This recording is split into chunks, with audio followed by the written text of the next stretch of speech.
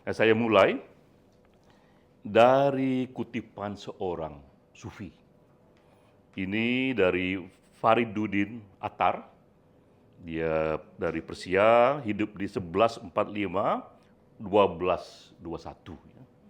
Yang saya kutip dari buku terkenal Konferensi Para Burung. Nah, kutipannya ini yang mengatakan, jika terbuka hatimu, terbuka pula 100 pintu rahasia hidup. Namun hatimu hanya terbuka setelah dirimu melalui perjalanan batin yang panjang, melintasi 7 gunung. Ini satu kisah yang metafor. Saya seringkali mencoba menafsir perjalanan saya yang panjang, perjalanan batin saya dalam kerangka Fariduddin Attar ini. Ya. Sebagian mungkin sudah mendengar kisahnya. Ini kisah metafor para burung yang berkumpul dan bertanya, apakah sebenarnya di antara kita ini ada raja di raja para burung itu? Ataukah hanya ada kita-kita saja di sini? Lalu satu burung yang di komunitas itu paling senior mengatakan, ada raja di raja para burung itu, tapi dia jauh di sana. Untuk menggapainya kita perlu melintasi 7 gunung. Lalu mereka beramai-ramai mencoba menjumpai raja di raja burung itu. Dan kemudian 7 gunung itulah rintangan batinnya itu. Dan masing-masing gunung itu memiliki kondisi sendiri. Saya ingat beberapa, misalnya ada satu gunung itu yang diterjemahkan sebagai detachment.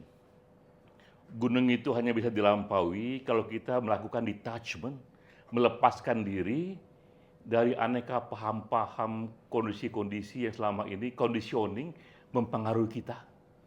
Sehingga dengan kita lepaskan paham-paham lama itu, kita muncul lebih sejati, lebih asli untuk bertemu dengan raja di raja itu. Ya.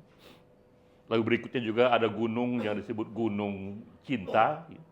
Kira-kira ini hanya bisa kita lalui jika kita tumbuhkan energi cinta yang dianggap ini energi batin tertinggi itu. Sehingga kalau kita bisa lampaui itu, kita pun akan lebih siap berjumpa dengan raja di raja.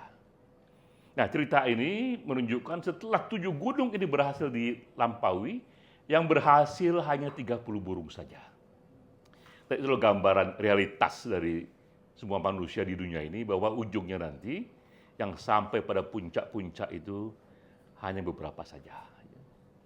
Lalu ketika sampailah mereka untuk bertemu dengan raja burung itu, dan kagetlah mereka, karena yang disebut raja burung itu ternyata sebuah cermin besar.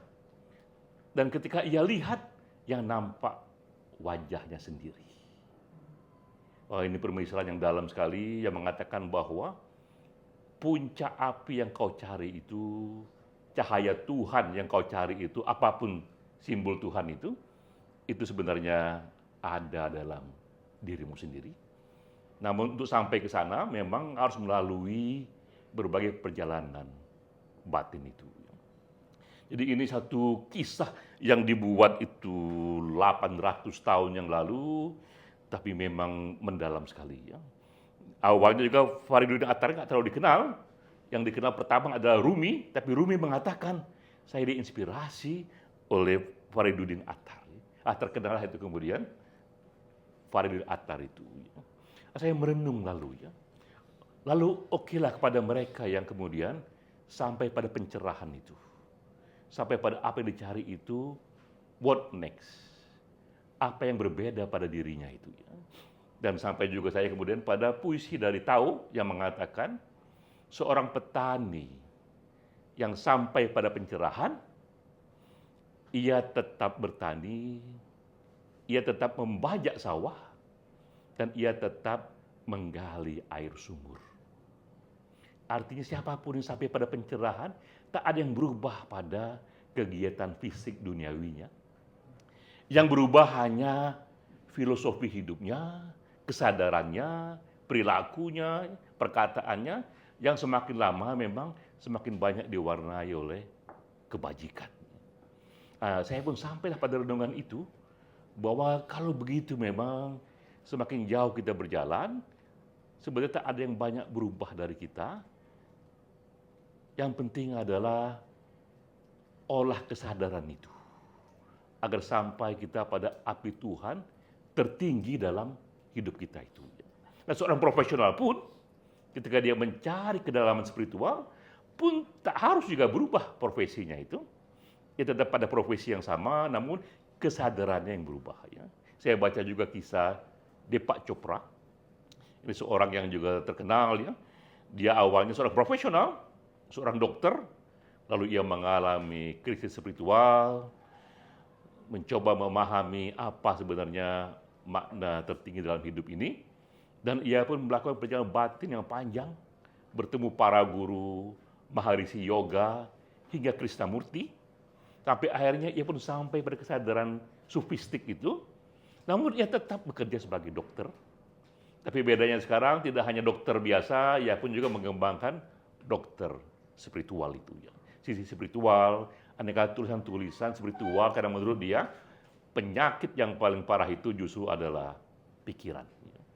Jadi kita lihat ini kisah-kisah orang-orang yang sampai pada perjalanan batin yang jauh, tapi ternyata tetap pada profesinya, karena ternyata di profesi apapun yang ia tekuni itu ada cahaya Tuhan di sana. Nah, inilah balik kepada saya lagi. Ketika saya ini sudah terkadung dengan profesi yang saya pilih karena didikan profesional saya menjadi peneliti, maka sebagai peneliti saya harus cari cahaya Tuhan di dunia riset itu. Berarti memberikan riset dengan kualitas yang paling baik, yang akurat. Saya pun oleh sejarah sudah menjadi konsultan politik.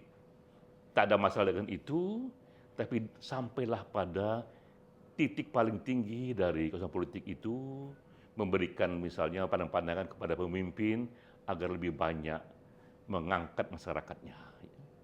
Sama juga kita sama-sama di sini dari Kelompok Studi Proklamasi sudah kadung juga kita studi agama-agama.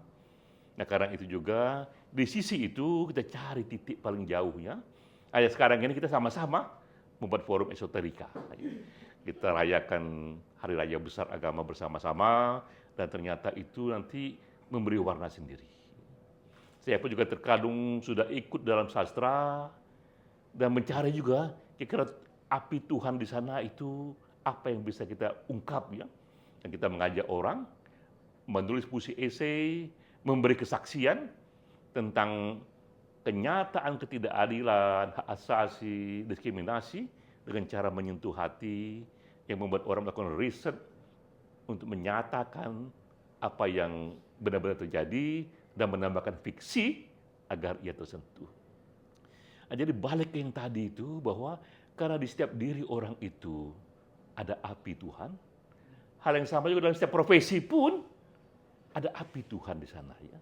Kita tak perlu pindah profesi, tapi tetap di profesi apapun kita, di agama apapun kita, di etnik apapun kita, di negara manapun kita, sampailah pada sisi spiritualnya itu.